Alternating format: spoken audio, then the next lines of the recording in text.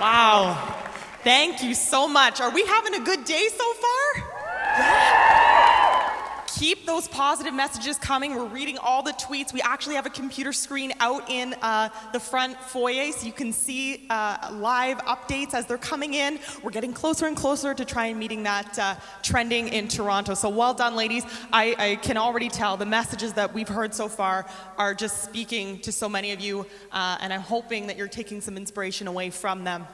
So now's my time. I'm just going to take a few moments and share with you a little bit about my story. And I also wanted to focus on the topic of beauty.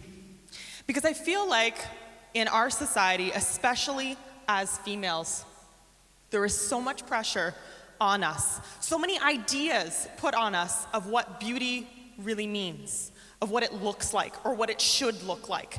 We get it from television ads, we get it in magazines, we get it online, we hear about it from our peers.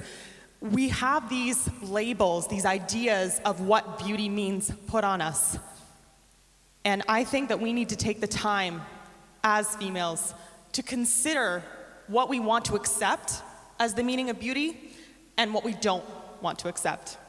So first of all, I want to talk about this sash. Beauty pageants, right? Some people have different ideas of what beauty pageants mean. For some, it's Miss Congeniality, kind of just, the wave and just walking and strutting. And for others, there's another perspective who see it, which is the approach that I took with it, was using it as a platform for change. But what I want to tell you is that as great as this sash is, this doesn't mean anything about your beauty. Truly. I'm going to put it down over here. It's a wonderful platform to get to speak, a wonderful platform to get to travel. But just because I put on that sash, in my opinion, doesn't necessarily mean that you're a beautiful person. And when I'm talking about beauty, I'm talking about something that goes far deeper than what's on the surface.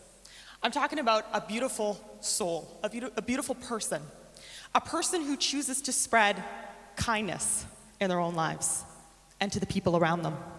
That is what I believe beauty should represent, what beauty should mean. And it's something that each and every one of us has the power to take control of, to take hold of. We can choose our words, we can choose our actions. So to help you learn a little bit more about me and why I wanted to start Girl Talk and get involved and make your mark, in my grade 7 year was probably the first year where I started experiencing severe bullying. It was not just the traditional types where you have the physical bullying and maybe you're pushed or kind of taunted in that way, although there was that. But really, what I felt to be the most devastating was the things that maybe you couldn't point to and see. It was the rumors. It was the gossiping. It was the negative comments that were made to you. Basically, when I'd go to school, from grade 7 to grade 12, almost every day, I experienced some form of a put down, and some days were worse than others. So if any of you, and I think we all have those moments where we feel just completely alone, I had those. I was there. I'd come home, I'd be strong during the day at school, but then I'd come home, and as soon as sometimes even when I just got into my car, when my parents picked me up, I just burst into tears. I just couldn't take it anymore. And you wonder, is there something wrong with me? Is there a reason why I'm being singled out? I feel so different. I don't feel like I really belong in any group, and that's how I felt, truly. Throughout my years, I felt like I didn't understand the interest that everybody else was interested in. I wasn't caught up in some of the superficial things. I felt like I was different and isolated. And there were a group of peers who really wanted to make that clear and really wanted to isolate me. And it's in those moments where we feel most alone or we feel most hurt or we're experiencing some sort of challenge in our lives that we have a choice. We have a choice to make.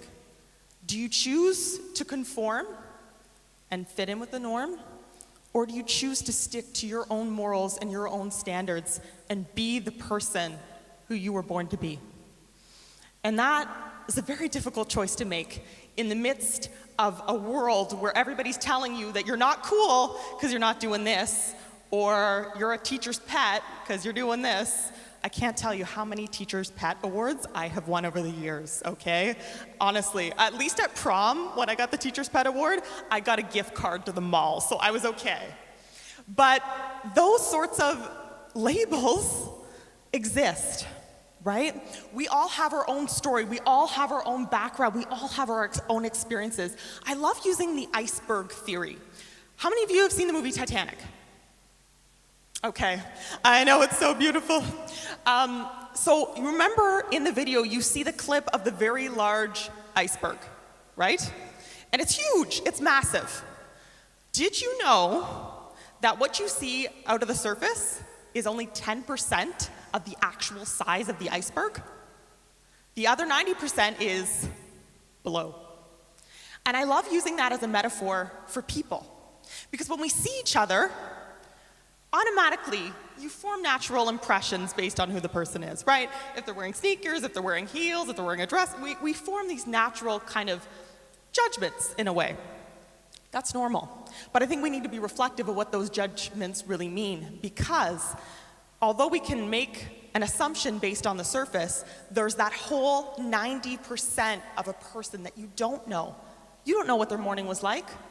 You don't know what their past couple of years have been like. What is your story?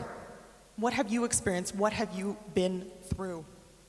And all those stories and experiences that we go through, I believe, not only help make us stronger, but they help us find our passion.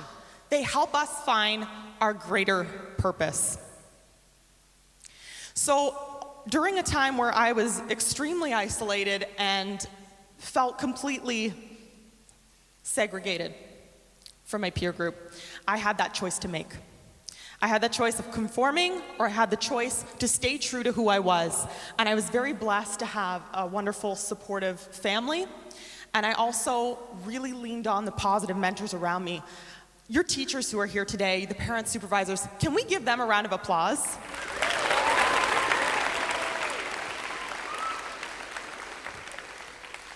It means the world to have such positive role models around you who you can lean on. For some girls, it might not be family that are your closest contacts to lean on. Maybe it's friends, maybe it's a teacher, maybe it's a coach. Whoever that is, you need to really lean on that person and let them into what you're going through, because sometimes it really is too hard to take it all on your own. So find those support people as you move forward. Now, I believe in using, when you have this negative situation, you have that choice, you make the choice, you can push back in a positive way. So instead of taking all the negative energies and thinking, you know what, it really is me, you can use your energy to spread positive messages back. What do I mean by that? Getting involved in your school and your community is one of the ultimate messages that I want you to take away with today. It matters. It gives you something, an interest, an involvement, a passion. You can learn more about your talents when you're involved in these various activities. You get a chance to meet like-minded people, expand your horizons. See, we have a wide range of age groups here, but I know that probably at some point it's crossed our minds, what are we going to be like in the future? What am I going to look like in the future? What am I going to be doing? And although it feels like far away, it's what you do today. The actions, the words that you speak, what you do today is what matters and what shapes your future. And you're going to experience challenges, you're going to experience obstacles along the way, but it's how you choose to rise above them. I want to share with you two different examples of this because I just think they're unbelievably inspiring stories. Michael Jordan, right? We've heard his name. He's famous for basketball. Thank you very much. Yes. So did you know that Michael Jordan was cut from his high school basketball team? He was cut from his high school basketball team. He's gone on to become one of the most internationally recognized stars of the sport, and he was cut from his high school basketball team. Oprah Winfrey, she was told that she didn't have a future in television. Yeah, enough said about that one. Look at these stories. These are just some of the many examples, and we all have our own stories. So in those moments, when you truly believe that you want to be a person who represents this, you want to be a person who's a leader, who represents kindness, you want to reach for your dreams, whatever it is that you want to be, you got to fight for it. And you can't give up. You can't. You have to keep persisting against all odds. Because Michael Jordan had a choice that night when he got home from the basketball team, didn't he? Okay, that's a pretty big blow. He didn't make the team, that's tough. But did he just sit down and stop playing? No, he got back up the next day and he started dribbling that basketball again, right? That is the power of our choices. And in our words and actions, and as you're working towards your dreams, I want to inspire you to use kindness. Spread kindness to those around you. We wanted to bring a girl group together like this because sometimes we can be our own worst enemies, right? There's so many different competitions amongst the peer group, and we're all really working towards finding the same thing: acceptance. Acceptance of who we are as a person. We just want to be accepted and loved for who we are. So you, as an individual, can choose how you want to spread that to the people beside you. Spread kind words, compliments. If someone needs a helping hand, offer it to them. That is beautiful. That is something that is life-changing, something that can change the person's life beside you. I don't know if you realize how one kind thought, one kind word, one kind action can make a difference in someone's life. You might not even know it right away. You'll see it down the road later or hear about it.